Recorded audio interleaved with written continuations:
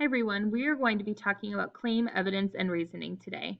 And we've talked about CER before on our vocabulary test. You guys tested that CER was the process of answering a question that includes claim, evidence, and reasoning.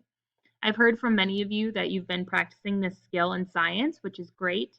We are going to apply it more towards social studies topics, though, and this is a good skill regardless of what class you're using it in. So claim, evidence, and reasoning is something we're going to be practicing throughout the year. So what does that mean? What does claim, evidence, and reasoning mean? Well, we're going to break it down here. Claim is the first part of the process. It is the statement that answers the question or the inquiry that you're trying to learn about.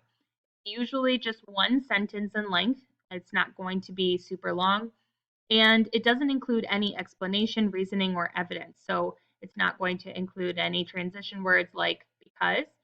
It's a very simple, short sentence that shows your opinion or your fact that you're claiming on the topic. The next part of the process is evidence. Evidence supports your claim with facts, and it helps to prove that your claim is true. We all know facts mean something is true. So evidence can't be your opinion. It has to be specific types of evidence. So things like analogies, data, quotes, maybe by an expert on the topic, facts, and numbers. So statistics are a great example of evidence. Maybe there was a study done and a statistic shows a fact that helps to prove your claim. With evidence, though, you have to have several pieces of it in order to fully support your claim. If someone said to you that you should, let's say, eat Cheetos today, that is a great claim, but if they're not going to tell you why you should eat Cheetos or tell you what the benefits are of eating Cheetos, or maybe they only tell you one reason, even though Cheetos are great, we might want a couple of reasons why we should eat Cheetos instead of something else. So several pieces of evidence are needed in order to fully support the claim that you're making. And of course, the last part of CER is reasoning. On their own, claim and evidence are not enough to prove your claim is correct. You need reasoning in order to tie those two things together. So reasoning in this process helps to explain to your audience why your evidence supports your opinion or how the facts that you provided prove that your claim is true. So reasoning is absolutely necessary in this process and is probably one of the more difficult parts of CER because you have to really think about why your evidence is good or making sure that you picked good evidence from reliable sources. So there's a video here that I'm going to show you. Hopefully the audio works, and if it does, I'm going to explain to you the process of CER using the argument made in this video. Here we go.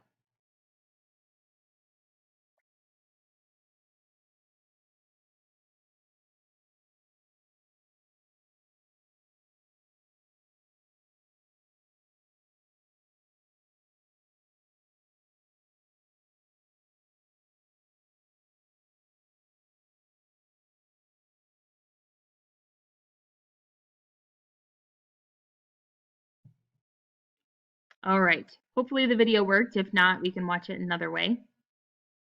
So the little girl is making the claim that her dad is an alien. So that would be her claim. It can be just as simple as my dad is an alien. The evidence that she provides in the video are things like that he speaks a weird language, he drinks green stuff, he's from Albuquerque, even though she doesn't agree, and he owns a spaceship, which is actually his car. So these four pieces of evidence help to support her claim. Now, without those things, her claim would just be a statement.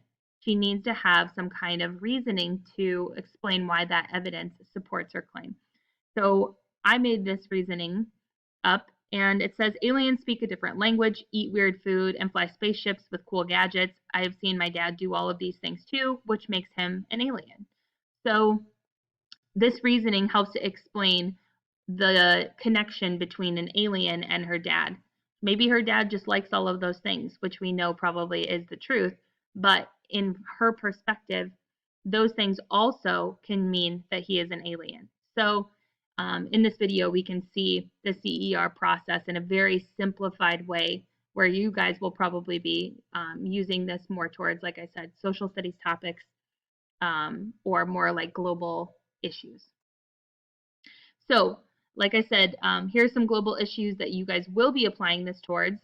Things like immigration, global warming, um, human rights and racial justice, the pandemic, things like that. These are all issues that are coming up in the election that both sides have opinions on. And you guys are going to be using the CER process to help explain one of these issues and why you feel that way on the topic. So I'm going to let you go to work on that. And your teacher will be giving you more direction on what you're actually supposed to be doing. But this was just an introduction to CER and walking you through the steps a little bit more in detail.